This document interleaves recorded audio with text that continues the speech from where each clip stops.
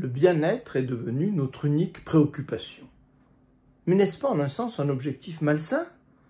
Affronter ce qui s'oppose à nous, lutter contre des adversaires, n'est-ce pas là la véritable santé, comme le suggère Friedrich Nietzsche quand il écrit « Appris à l'école de guerre de la vie, ce qui ne me tue pas me fortifie ».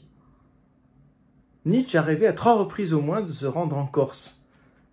Il a même eu le projet, lors de sa dernière année de lucidité en 1888, de s'installer à Corté avec son secrétaire et ami Peter Gast.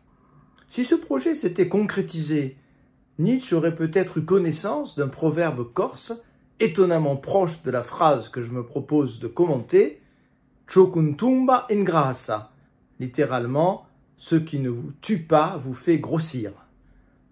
Loin de moi l'idée de faire l'apologie de la guerre, de louer la violence.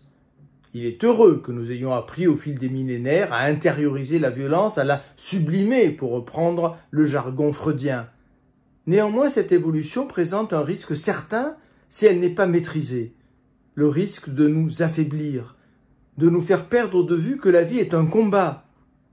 Imaginons un instant que dans nos organismes, nos anticorps deviennent pacifistes, qu'ils s'apitoient devant les microbes au lieu de se jeter férocement sur eux et de les détruire. Nous serions incapables de survivre. Le plus engagé des pacifistes ne peut militer que parce que dans son corps, une lutte à mort, une lutte permanente et impitoyable a lieu chaque seconde entre de minuscules mais terriblement dangereux envahisseurs et les anticorps qui défendent son immunité. Il serait contradictoire de célébrer sans réserve la non-violence en oubliant qu'une forme de guerre est la condition de la vie. Nietzsche complète dans le Gai Savoir la formule que j'ai citée par cet autre aphorisme « Vivre, cela veut dire rejeter sans cesse loin de soi quelque chose qui tente à mourir.